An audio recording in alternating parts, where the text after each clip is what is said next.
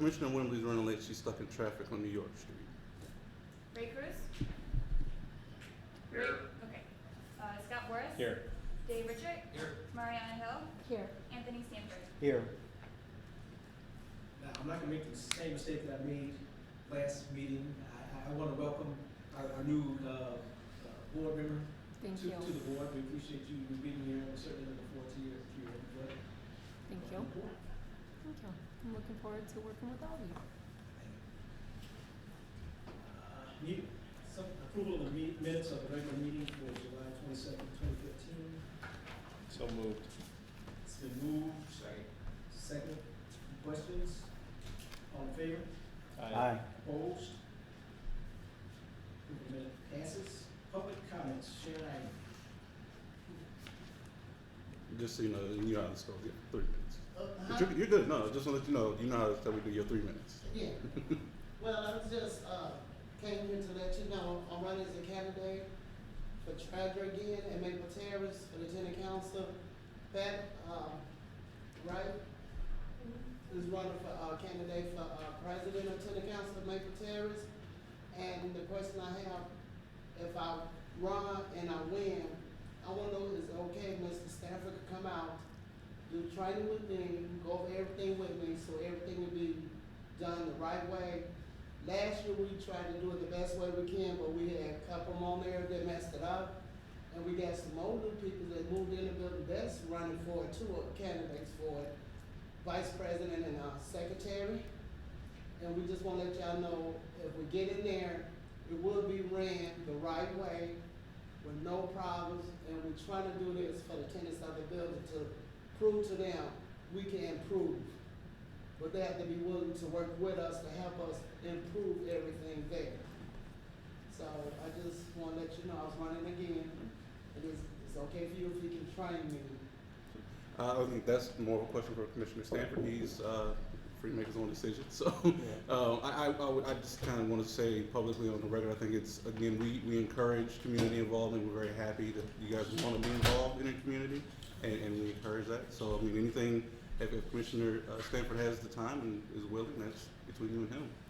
Thank you, appreciate it. Thank you. Let the record reflect that Ms. Wembley is in attendance. I just want to thank you also for trying to do what's good for the community and the building in which you live. And if for some reason if Mr. Stanford can't train you, I think it's incumbent upon us to turn around and make sure that we network with them. Absolutely. And give them some kind of Yeah, absolutely. And oh, sorry. Yeah, excuse me. One of the things that I said to Ms. Ivy is that, I trained at Centennial, and I left not board packets, but a sample of the training materials there. So if it turns out that I'm unable to do the training, I have no problem with someone taking that training and moving it forward. That's actually what I would like to see happen there. So Kim has the training packet, just duplicate it and run with it. Okay, thank you. You're very welcome. review of financial reports. Yeah, I guess I just have a real quick question about that. Do we have somebody, a staff person that can take the materials and then make sure that everything is clear and moving forward? Normally, we would ask Kim Aponte to do that. She's the Ross coordinator who's interacted with our residents on a regular basis. She's worked with both Miss Ivory, Yes. both those young ladies as well. So I think that's the ideal person to have fill that role. Okay. Financial reports, sir. For the month of July, the Housing Authority had an $86,000 net profit. So we're continuing kind of down that path where we've had a lot of good months to start the year off, and it's kind of showing in our financials. Public housing program scaled back their loss a little bit. It's a $29,000 net loss for the month, which, given the size of the program, isn't really alarming. I mean, obviously you don't want losses in any program, but I'm not too overwhelmingly concerned. And again, we can reallocate some resources there to kind of shore that program up to make sure that we're not seeing this long term. Overall, for the month, we had $117,000 net profit. So again, the Section 8 program had $117,000 net profit.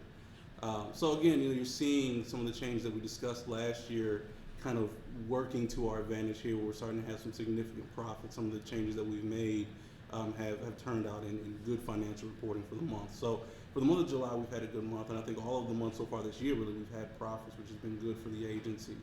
Year to date, the agency is running about a $230,000 net profit. The majority of that, obviously, is a Section 8 program. Public housing program, I think, has a $166,000 net loss. So again, we'll do the reallocations and kind of move some things around. We were changing the way we report a couple things, so those will look a little different. You'll see the insurance is being reported on a monthly basis. That expense is being captured monthly now instead of quarterly. These are just some of the changes that we've been making as we shifted over to our new accountants, and as well as we've talked about internally how we want to show the expenses. Obviously, even though you pay the bill quarterly, and that's normally how we reported it, the expense is actually accrued monthly. So we just want to make sure that our reporting matches, the way that we're accounting for things. Are there any questions on the financials? Did you guys change how you allocated central office and the overhead between Section 8 and between the public housing? We have, but we talked about it during the July meeting. Yeah. So it'll show up in your August report. You'll see that difference more significantly. Okay. There was a line for tenant services, recreation, publication, and other. Mm-hmm. What was that? That's essentially all of the things that we do for the residents. So we didn't budget an amount. I think it sticks out because there's not a budgeted amount for that line. Right. We basically don't budget for it because it's really driven by, one, our ability to do those kinds of things, and two, whether or not there's a desire for a lot of those things. So some of the programs that Kim runs that don't fit inside of the Ross grant, we run through there. The agency donates money to certain groups around town. We've done that for a lot of different organizations. Those fit into that category. We don't budget because basically we don't have profits. We can't really do that kind of stuff. Speaking of Norfolk, I recall that speaking of the tenant services grant, the Norfolk is out for Kim's program. Mhm. Did they apply on time? We are applying tomorrow. So the application Great. is being submitted tomorrow. Okay. And for those of you unfamiliar, the Ross program was a 3-year grant that we got. The first year I was here in 2012. That ends this November. The HUD opened it up so that we can apply again for the grant. We will be tomorrow putting in our application. Hopefully we'll get another allotment of around $250,000 or so, enough to support the grant for 3 more years. Are there any other questions on the financials? Keith and Mr. Chairman, I'm not sure whether the finances is appropriate to ask a question on the list that Keith put together for us, that was asked for, was that for July? How long did we spend, will we cover that here or when? Spreadsheet sent out on expenditures, detailing everything? Sure. What we're talking about? Yeah, sure. I don't see. One that says summary vendor spending and HDD spending. Showing all the local spending from the agency. Say it again, sorry. It's just detailing all the spending that we've done locally in the last 12 months. Right, so you have listed all the different companies. One of my questions on this was, is this companies that we're just writing one check to? Are the people that we're doing like additional maintenance stuff to on here also? You understand my question? Yes, so that summary and that detail, it shows what we've paid those people over the course of the last 12 months. So for certain individuals, it is one check. It might just be one job they worked on. But for the majority of those vendors, it's ongoing work that they've provided for the agency. So you see somebody in there who got $114,000. That wasn't one check. That was several checks over the course of the year. So it could be people not only that got one check and did one job for us, but people that we have doing maintenance stuff for us also all year long. Absolutely, yes. Okay. And then the HCE spending, could you explain to me why you added that on here? Well, I just wanted to show the impact of our Section 8 program locally. I mean, it's roughly $10 million a year that we're spending with local landlords throughout the city. I mean, it's not a small amount of money when you really think about the dollars that those individuals are now paying mortgages with, also paying their repair staff with, buying things, buying materials, taking care of their families. So the Housing Authority's overall impact, I think, should include the money that we take in from the federal government and provide to local landlords. Okay, I get that now, because if a landlord's getting rents in, he's improving properties, he's paying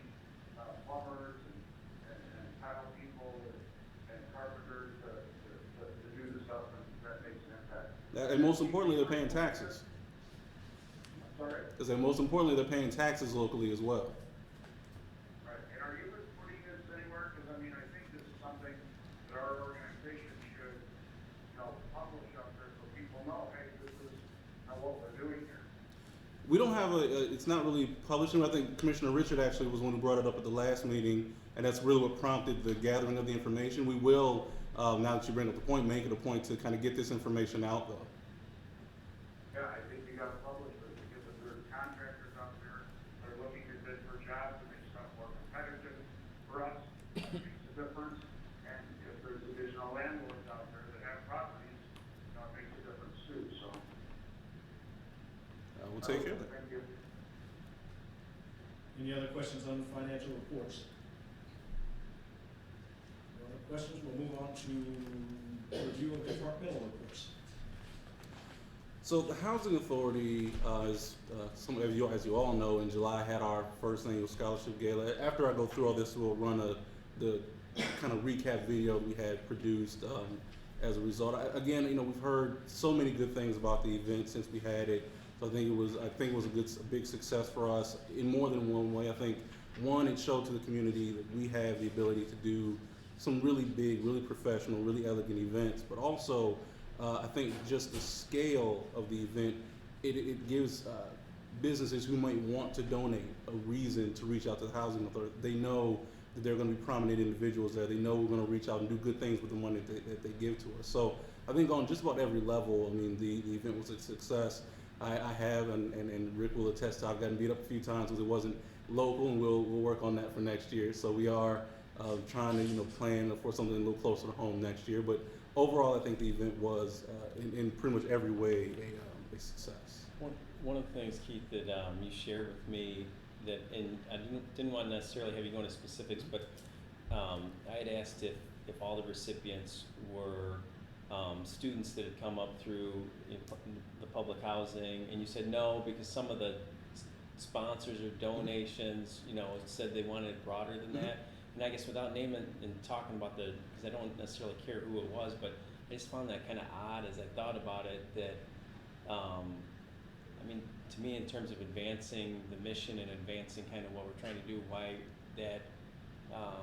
the scholarships weren't available just for, the kids that have come up through the system and trying to better themselves, why it was kind of the mainstream, I think for first year, and we did a lot of begging for money, so I think that kind of drove some people kind of, the fact that I think a lot of our vendors, and some of our vendors are more national groups, so they're not as concerned with, who we give the scholarships to. Some groups just wanted us to open up the actual application process to vendor. And when we went through that, and we had some just amazing people, the young lady who got the biggest scholarship is not an AHA resident, but I think. Yeah, I didn't want to shortchange anyone who won anything. I was just kind of, to me, it was more like the spirit of where this was kind of coming from, and the dollars were significant, and I'm sure all the kids were, well worthy of it. It just kind of sad as a little bit of a disconnect, and I guess I just wanted to vocalize that. And we just, again, and I understand, when we started to have that discussion with some people and said, well, could we open it up? We toyed with that background as to whether or not we should. And our thought was, we're dealing with kids who went to local schools. These are kids who went to East Aurora, West Aurora. They're still pretty close to home, so we thought that was still a fair thing to do. I think, as we go into next year and we have a bigger opportunity, I think we've made our statement that we're doing a very, very large thing. I think we'll have more people wanting to donate, and we can be a little pickier and say, look, we don't have time for these kinds of restrictions. We don't even want to have that discussion. I think our first year, which is my kind of personal approach, was our first year, let's do what we need to do to get dollars in to make this a big production. And then if we need to, scale it down and be more picky next year, now that we've established ourselves, that we can. And I'm not trying to say that is right or wrong. I thought about that after we talked, and I was just a little puzzled by that. And I agree with Scott. I think, do we open ourselves up for criticism if we give, if we give 10 scholarships and we give 9 of them to people that aren't in public housing? I think that we should be criticized if we're not trying, at least. And I understand, the locals, the schools, people want to use some lessons and like that, which is, it gives some good things. It is beneficial. just think we need to make an effort to somehow, you know, even if it's junior college, you know, even if it's for bonds, you know, so I mean, it's any money for kids that are going to college is going to be real helpful, you know, to them and their families and that stuff. So, great. I will put that in our notes for next year. Okay.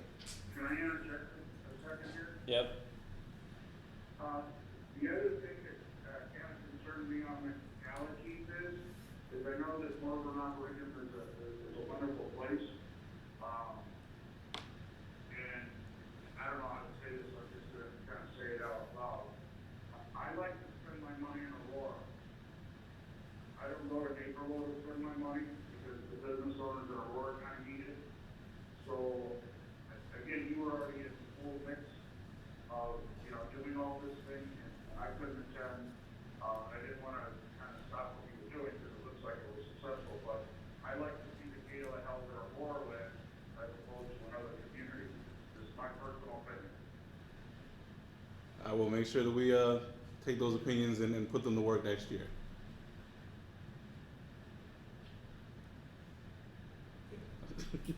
As you know, we've been upgrading our units, and we had a 50-unit goal for our 5-year strategic plan. We are at 22 out of 50, which is exactly where we should be at this point in time. So I'm just thoroughly impressed by the work Carlos, Maria, the maintenance staff, and Jimmy have all been they've really worked the process, and we've gotten this thing down. If you remember, our very first unit cost $33,000 to upgrade. We're doing them now on an average of about $16,000, $17,000. I mean, when we explain to people what we're able to do and the cost that we're able to do it at, they're impressed beyond belief. The units almost all have hardwood floors, ceramic tiles, granite countertops.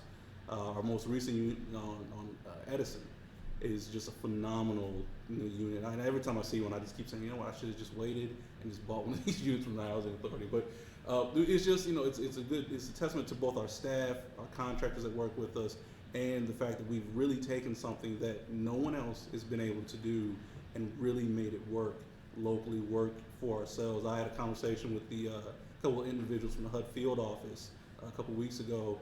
They mentioned that they've tried on more than one occasion to put together a program like that and can't sustain it. We're the only agency that they're aware of that's been able to sustain this program. So it's just we've really been moving forward. We already have 2 or 3 more units identified. So we're on track and looking like we're going to stay on track to keep doing these upgraded units. Are these all standalone units, like individual homes, or are some of them apartments within a complex? It's been mixed in now. You know, obviously we started out, it was all single family homes, and obviously the majority of the absolute best ones are still single family homes out in communities. But we have some of the Eastwood, we have some of the Southwind, we're working on Indian Trail, and then Cynthia House and Maple Terrace as well. And so the longest one we've had somebody living in, how long have they been in there for? Brighton's been like 2 Brighton, years. and she's been there since the get-go. 2 years. A couple of years. Yeah. So have we seen, like the condition of those, is it different when after a year than, another unit that's not in that program? Well, I think the best person to ask would be Commissioner Cruz. He lives right around the corner from the Brighton unit. Commissioner Cruz, would you mind giving your opinion of our unit? Did I lose it? Say that one more time.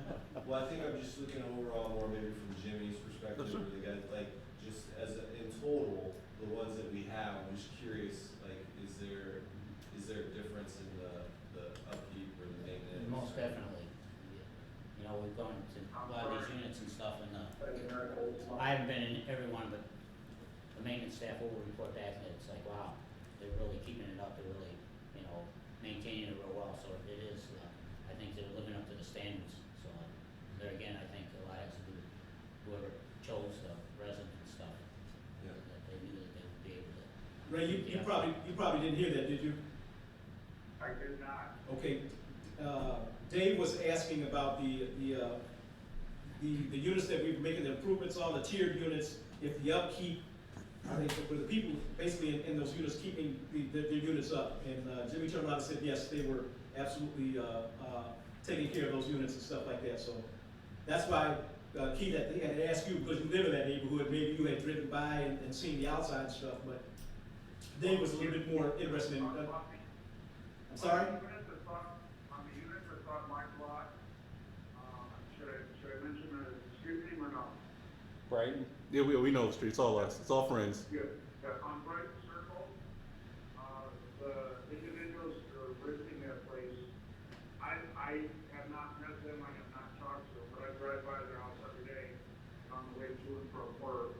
And, I assume, I think, I'm not sure, that they might have difficulties taking care of the outside of it, because when everybody else's grass is kind of cut, theirs is a little longer. And I had mentioned that to Keith, I don't know, Keith, a couple months ago. Yes.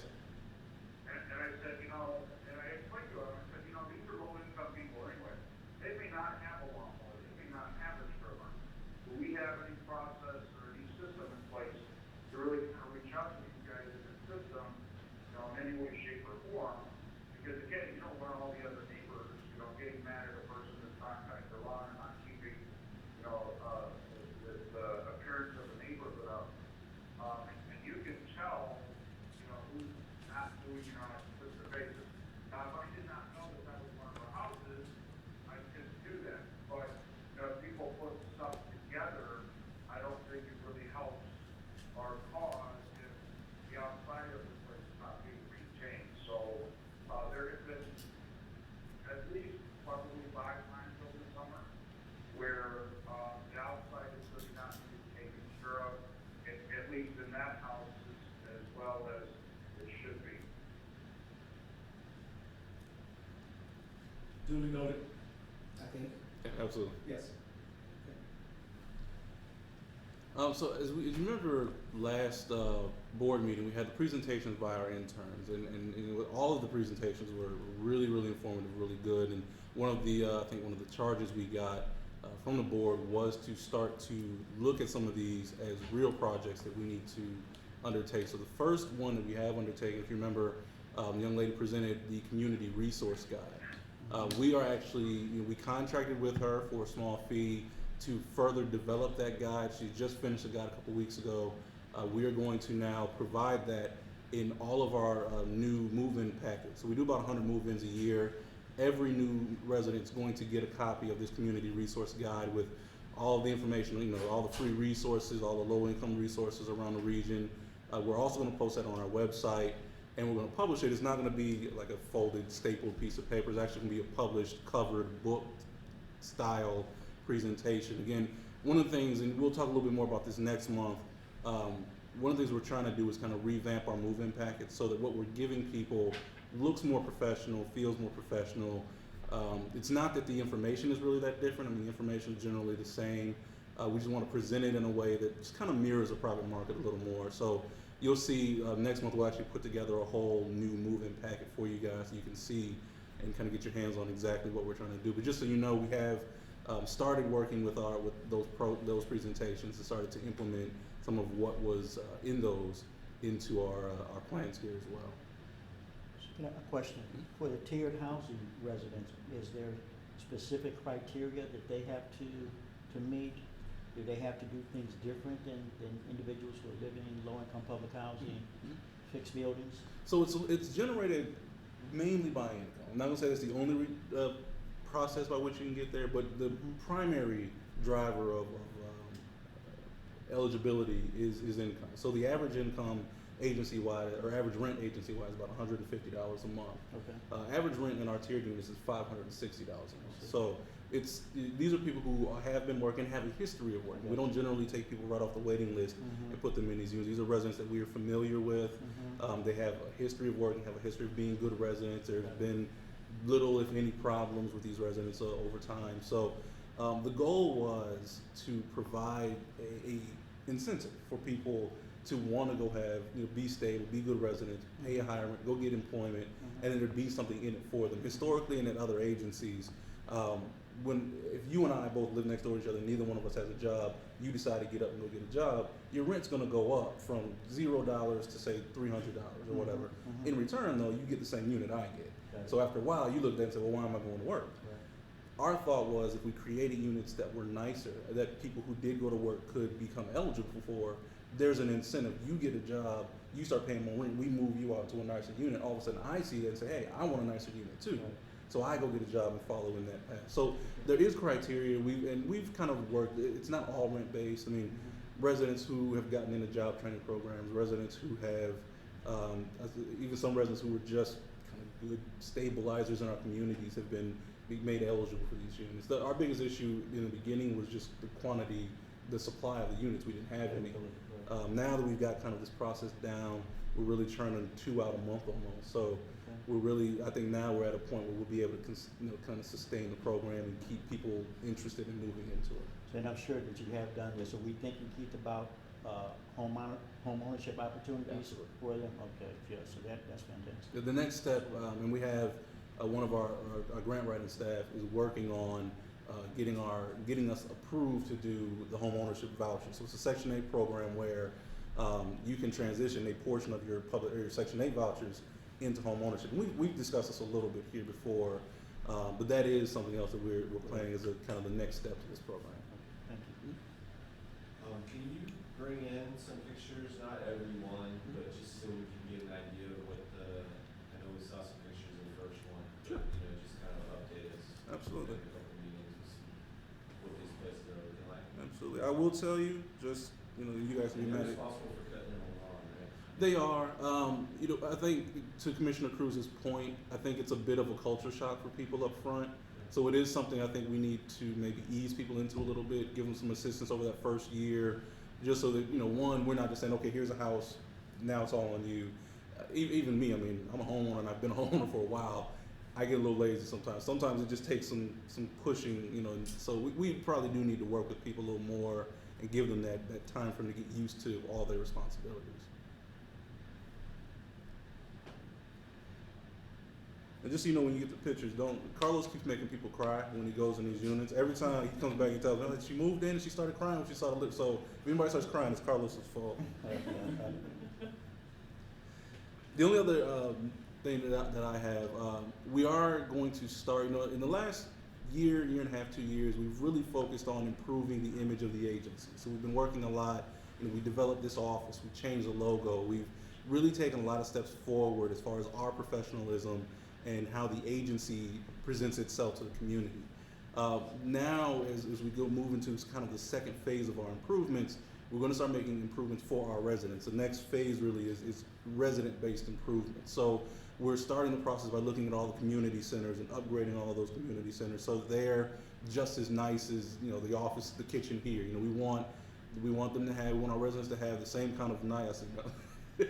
The same kind of nice amenities that we have here. And like I said, the reason we started here was because it was about the image of the agency. We needed to change that image, and now it's time we change the image at our sites so that no matter where you go, you get that same sense. The offices at all the sites have been upgraded. That was part of the very early stages. But now, if you were to go to Eastwood and go in the office, you see we've got new paint, there's new furniture, everything's wireless. And in the community center, they look a little out of place, so that branding doesn't translate over. So now we want to move into that phase of the upgrade so that the branding translates over. So when you walk in, this is an AHA community center and it's top notch. We want new computers, new paint, new furniture, all the same things that we've done for ourselves. It's time now that we kind of roll those out for the residents. So we're looking at Eastwood, Southwind, and Indian Trails, our first 3. We're not sure which one we're going to start at, but those are going to be our 3 beginning community centers that are going to be getting rehabbed and renovated. Yes, ma'am. It says Wi-Fi hotspots at each location. Yes. Is that just while you're in the center, you can log on or something? Ideally, it will be a hotspot that goes beyond the center. The center will be the main, the main access point. So it'll all be based around the center because it's hard for us. We've tried a few times to do site-wide, and it's a little more expensive, so we need to kind of build it in steps. But the center is going to be the core location. Ideally, the Wi-Fi, however far it reaches, you can get on from pretty much anywhere that you can reach the Wi-Fi. So we want all of our sites, and we talked. I've been involved with this group that Congressman Foster has headed up about the digital divide and how we can overcome that. And this is kind of our first foray into that, so that we can start to build a system that does work. It might take a few years before it's site-wide, but we want each site to have a place where there's Wi-Fi. There any other questions? I got a question, is about, I guess, the city, I don't know if this is the right place to ask the question about the recycle bins. I know that the city of Aurora has this new program that's coming out citywide. Matter of fact, I just, on my way from work to here, seen that there was some trucks delivering in the, far east side. So, and they delivered them Eastwood last week, and just placed them in the parking lot, in front of like each, two per unit, well, okay, 2 units share one recycle bin, and it was just on the curb, so when I pull up, I'm like, why is this garbage can just sitting here? And then there's a note attached. So I guess my question, I asked, Mr. David, that's the maintenance man over there, he said he'll see if he can find out any information. I understand that they're rolling it out, but like, either partner with AHA and get the information out to the tenants of, okay, what to do with it now? You know, other than just talking it there, I'm like, okay, so what's the pickup date, where are we supposed to put it? You know, So- And that's kind of surprising. I mean, we didn't have any say so in that process. Right. Obviously, that's a city process. We would have obviously liked to have that communication. I mean, I know when I got mine, I think they stuffed something in my mailbox that explained, you know, how the process worked. We were under the assumption that's how it rolled out everywhere.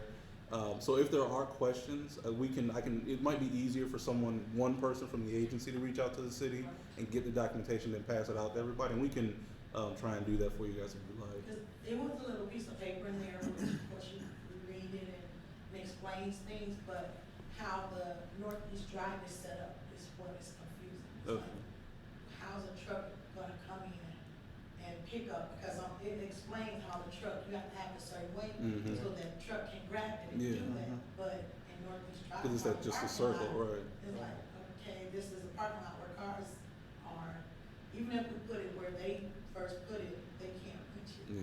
so. We'll I was find like, out. It'll be, There's one can for 2 units? yeah. That's Not a strange. big can, that's not a lot. Yeah, I was just thinking that too. That's Because kind I of got a strange can, I didn't too. realize, I thought it was gonna be enough for just my wife and I, it's not. It overflows, and we have to steal this sticker. and put it Yeah, back. so it's two. It's yeah, that's surprising too. So like for Northeast Drive, A, B, C, D, apartments connected, so A and B shares, C and D shares, and so forth. Keith, the contact is Gio Santana, Gio Santana. And he's at 256-3770. I mean, even if, representative, he could come to a Eastwood Tenant Council Well, and I meeting. can tell you that part of it is clutter, but I know that anywhere that was previously using, and actually it's anywhere that's 40 units and below, so if these units are separated, you know, you said like they're A, B, C, D, and the idea was that rather than to have, you know, basically in that context, 8 bins, delivered, recycling, that the feedback was that in most cases, a duplex can share they're 65 gallons, they should be, each of them are 65, I think, for trash and, for the medium sized ones that are there. So that was the default. Now, I'm not exactly sure, the public was in charge of all of it, so I'm not sure, and everybody got postcards, I'm not sure how that would happen for the housing authority, for example, but if there wasn't something else requested, and of course there's a different charge, if you request a paper bin, then the default was, that 2 units would get, and on a 4 unit, so a 4 unit would get 2 of each. So again, there's basically 2 units of sharing. So that was the default of how that was, and that was determined, I'm pretty sure. I wasn't terribly involved in that process, but the goal was not to have basically 8 new bins Yeah. come, and it should, everything else in terms of when it's picked up and all that should be the same as when it was before. So I assume those folks were using stickers before? No, that's the thing. Yeah, we Northeast actually Drive, switched, We have yeah. dumpsters, but we have dumpsters for our trash, so this bin stuff is new Yeah, to nobody knows Northeast when it goes Drive. out. So everybody like, we got them, but we're not used to putting anything on a curb for the Northeast Drive. We'll, So, I'm sorry. that's what I'm saying, just to have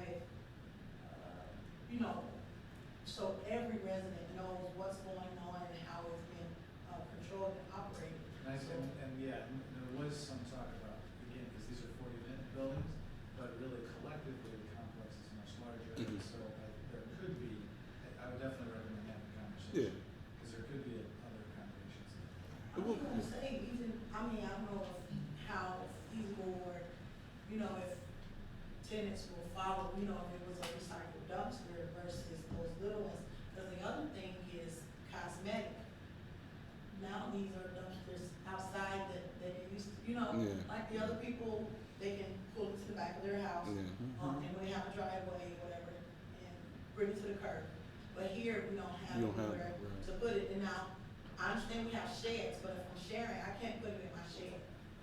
You know, You're right. I can't You're right. hide it or put it anywhere, so it's sitting out, just. It's probably something like so, and we'll have to kind of figure out those details. And that's, you know, there's always going to be unintended consequences. I think this is probably one of those situations where the idea was good. It's just trying to figure out how in this one kind of interesting situation how to work it. We'll work with the city to figure that out. I also have a contact over, I did actually have a contact from Republic come in originally before this even rolled out. And it may have been some misunderstanding or something, because originally I don't think that there was a plan to give Northeast Drive recycling bins because you are already on a dumpster system. It would have only been Grove and Beckwith that would have received the two bins, the garbage and the recycling bin. So we can always definitely touch base with Tim over at Republic as well and see what's going on. So we talked about the Galen, so we'll just do this. It's a 2-minute video here. Hopefully it's not unreasonably loud.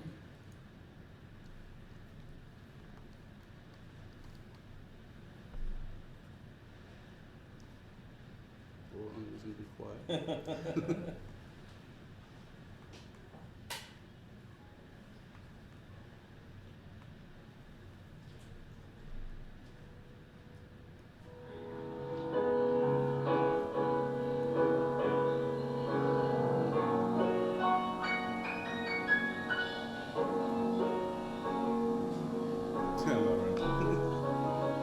Is that Ramsey Lewis or?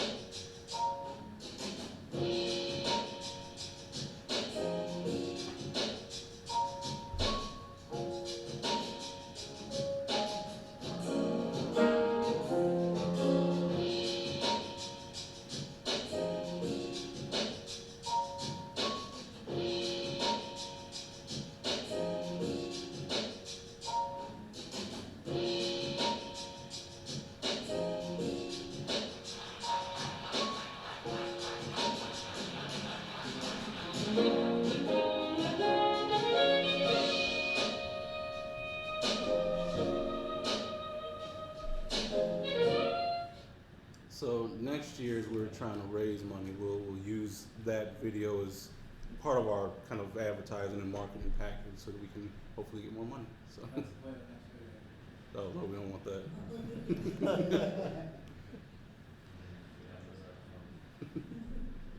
There are no other questions? Maria? You have at the top there your waiting list numbers for each of the different programs. We have 1,100 155 in our HCD, and 97 in the project-based voucher waiting list. You have your Ross program and site information there, a couple of things going on at the different sites. For the month of July, there was a couple that had, functions or events, cookouts for the 4th of July, or an agency like the Golden Years, who served lunches.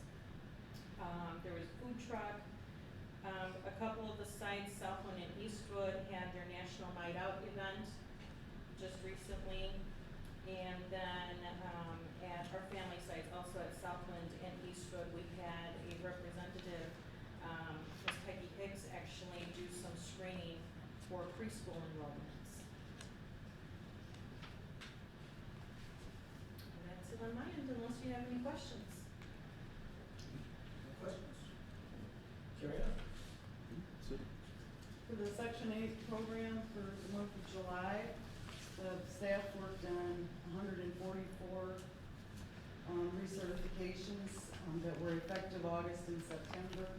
They completed 63 annual reexaminations, processed 28 interim rent adjustments, reissued 26 vouchers to families boarding in and families moving from our jurisdiction. We sent 5 families to other housing authorities. We completed 15 lease-ups, did 15 move-in inspections, 58 annual inspections, 18 re-inspections, and we had 4 special inspections, which were 24-hour fails. We had 2 terminations, 1 person died, and 1 was a family obligation violation. We absorbed 1 family, abated 1 landlord, and right now our total vouchers are 809, and we also have 13 VASH, the veteran vouchers. Any questions? All of the further changing, already has changed, we're focused on finishing out the exterior of all our sites, homes. And we have also started, memorizing each house and unit, putting weather stripping thresholds, locking on windows and doors, any other type of air infiltration that we see that we're filling in. We're also cleaning out our furnaces and changing out filters, and at each scattered site, we're also cleaning, doing gutter cleaning. At Maple Terrace, we city inspected both buildings, went into every unit, and we did pass, and I believe that's the last of our city inspections for this year. But we're still working with the water department, we're changing out a lot of the old meters and stuff like that, so we're scheduling with them and our residents to change out. With this weather changing and stuff, we are starting, even prepping for the colder weather, so we're getting our snow blowers in, getting winterized and checked and stuff, like our sprayers, shovels, and ordering parts for our furnaces, and I'll be scheduling for the boilers to be inspected. We completed 6 vacancies. One of our chair units was at the south one, which is 1204 4th Street. any questions for Jim? Hey, Jim, I know last year, after the last inspections from, was that, like the Hudson's Mhm. people out there, and you talked about assigning, like, specific people to each site, and, you know, so that there'd be like one main contact person Yeah. at each place. And there is. Am I remembering that? Yeah, so there's one guy at each site, and then I got. How's that going? It's going real well, you know, like I said, it's, for the most part, they're there all the time, and I got 1 or 2 guys that kind of float around. The one guy is usually the one that, will do most of the scared site and stuff like that, so for the most part, it seems to be working well, and I think we're building a better rapport with the residents, because now they know, you know, they see a face and stuff, and so they actually come up and, you know, address the maintenance guys and ask for stuff, and, you know, I think that, like I said, I think it's forming some kind of a, you know, more of a working together type thing, as opposed to, you know, just putting in a work order and stuff. They still put in work orders and stuff, but lots of times they'll just come up, they'll see one of the maintenance guys there, and they'll ask them if it's something small, something we do, they usually do it right away, and then if it's something major or something, we'll generate a work order, follow up the next day, so it seems to be working really well. It is. I got it 30 days, doing a good job with it. That also made me think of just one more thing. So I know that there's some times where, like, a board member will ask a question in the meeting, and then, is there a way to put those in the minutes so that, you know, like, we can make sure that we, like, follow up on those? Or, like, if we ask a question of Jimmy in a certain scenario, or Sue, that, like, next month, you know, can we make sure that, like, you know, that question's noted in your report, or maybe, you know, like, an update on the answers to that? Because I think sometimes, I know I do, like, I'll lose track of a question that I asked before, and then it kind of gets lost. I don't believe that for a moment, sir. Or then I ask the same question like 5 different times. No, not a problem at all. Yeah. Not a problem. Any other questions for Jim? So, Old business.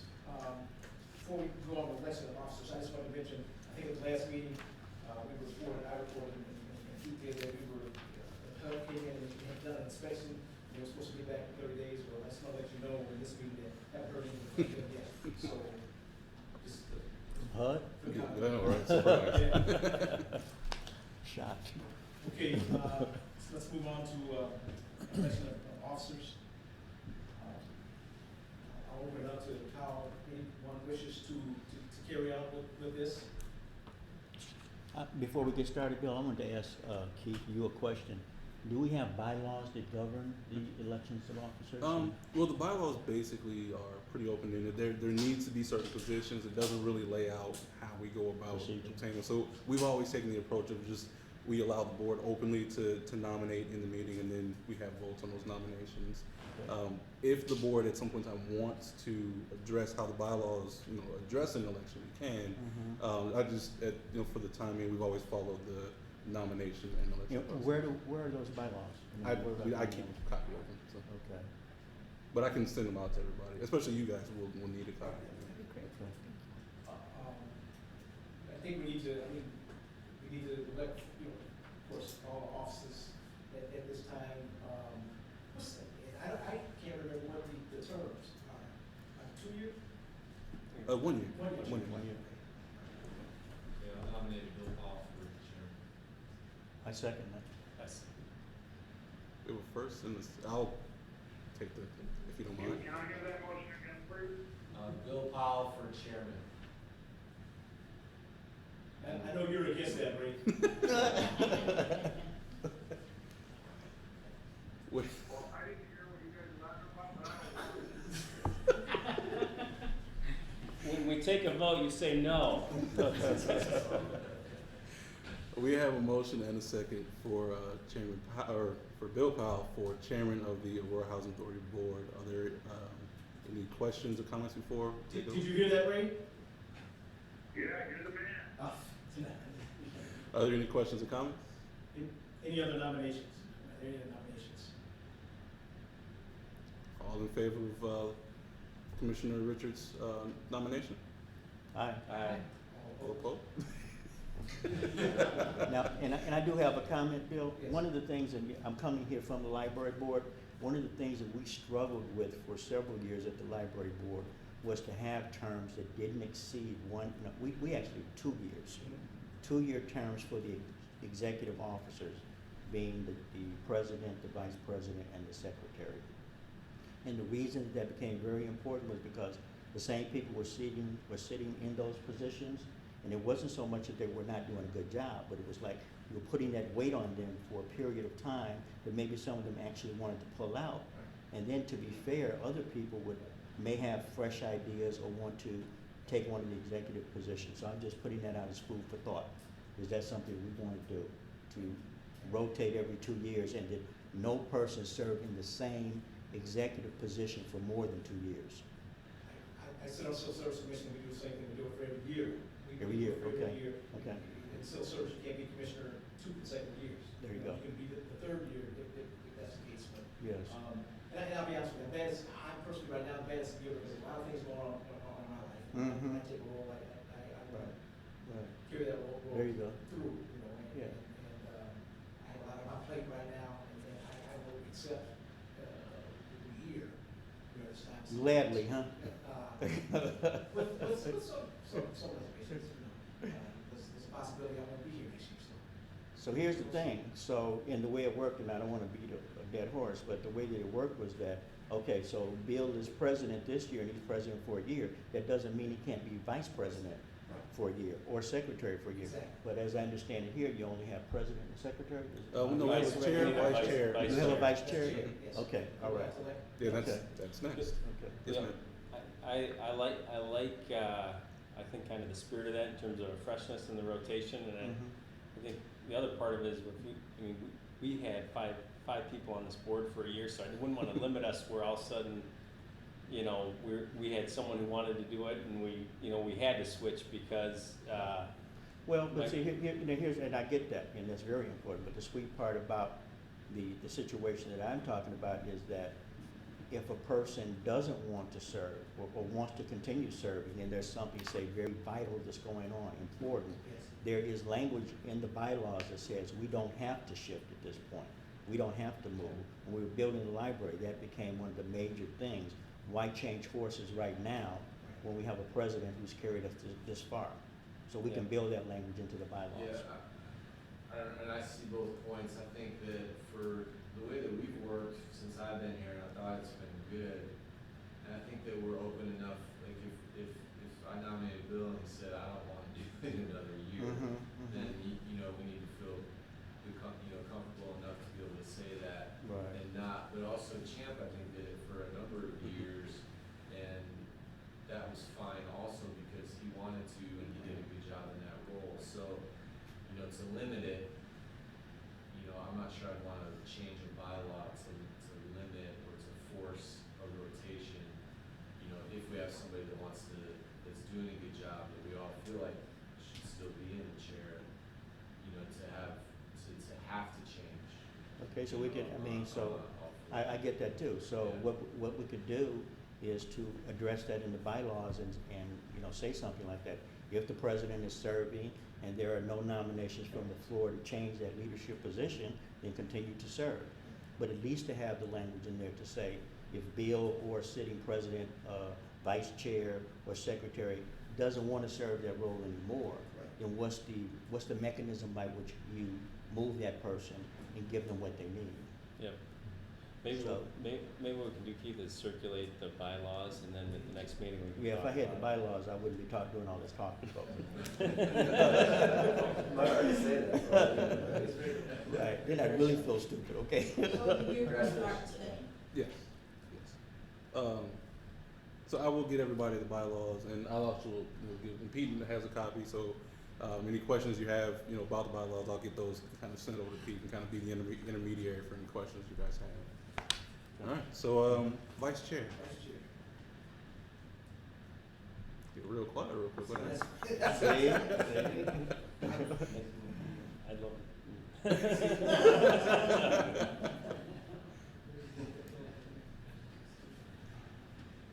Anybody interested before we?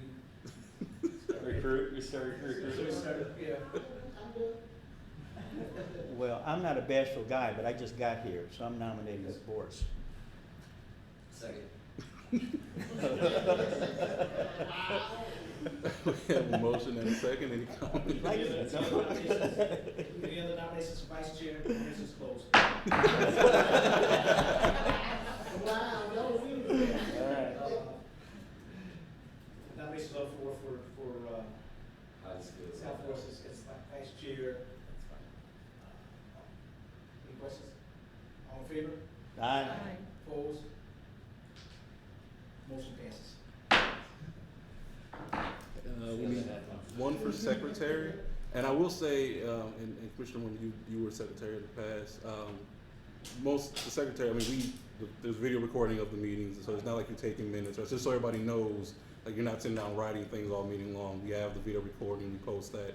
It really becomes important during executive sessions, because during executive sessions, we don't videotape, we have an audio recording, and then there's a literal documentation that, even though we usually don't have you sign it because it's easier for us to just take the videos and have that, but we do, there is a document that you have to sign to keep on record that, you know, there was a secretary president and that these notes, these audio recording notes are valid for the meeting.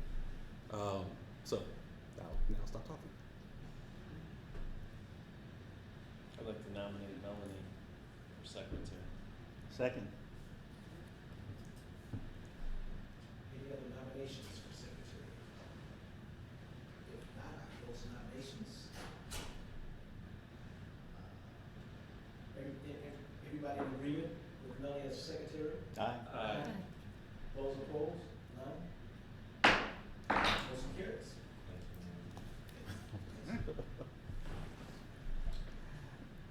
All right, we'll move on to new business.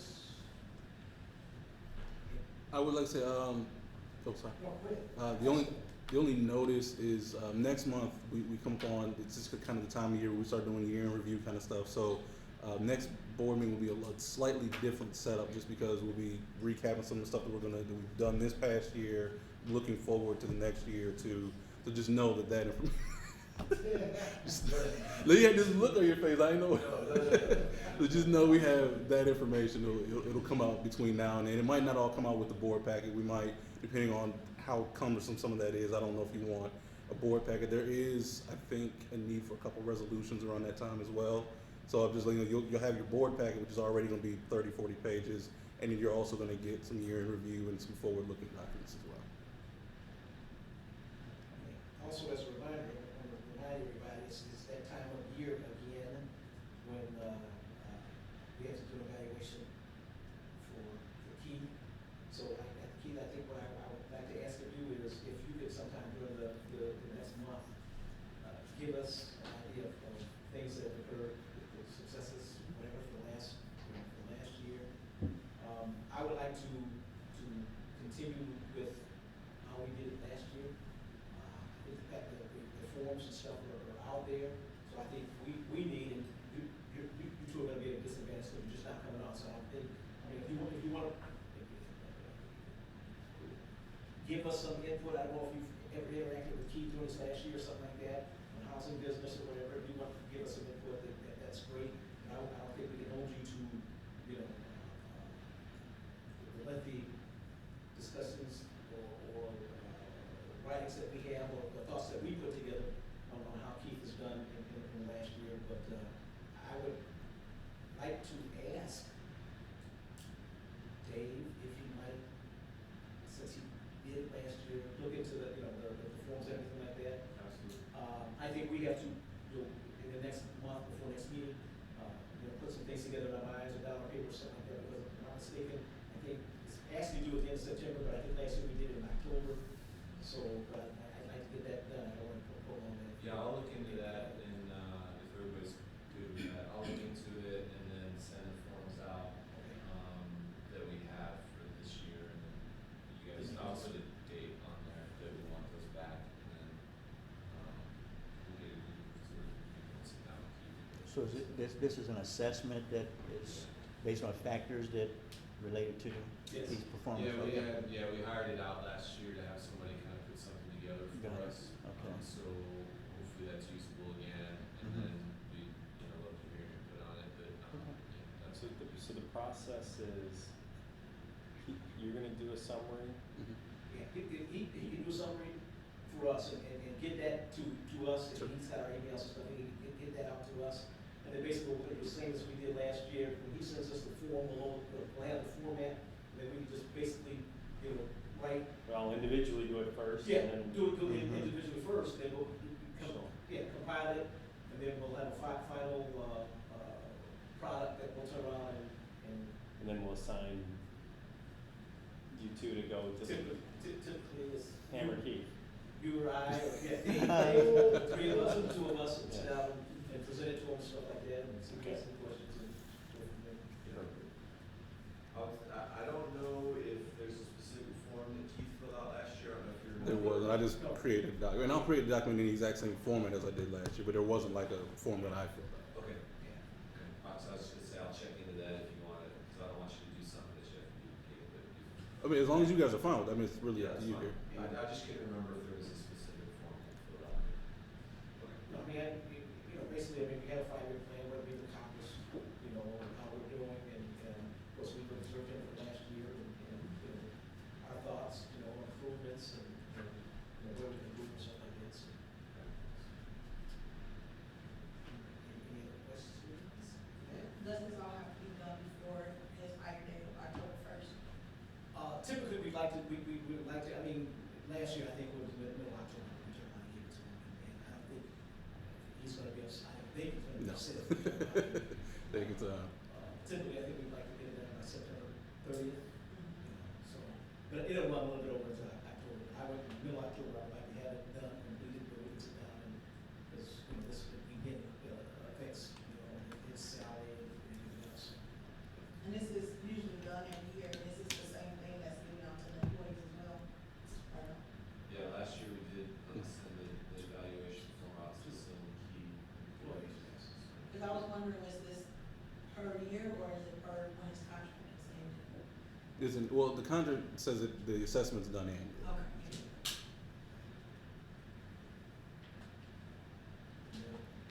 Discussions on that, if not any other new business? Actually, just a question, because you just reminded me that we had some evaluations that came up from Keith, to Keith, right? And are we gonna do that whole effort again this year, like kind of that whole 360, or are we just gonna, or am I remembering wrong? No, you mean from staff, that we. Yeah, I would like to say. okay, so we're gonna do that same, because, so we'll have to circulate those and get those going. Yes. Okay.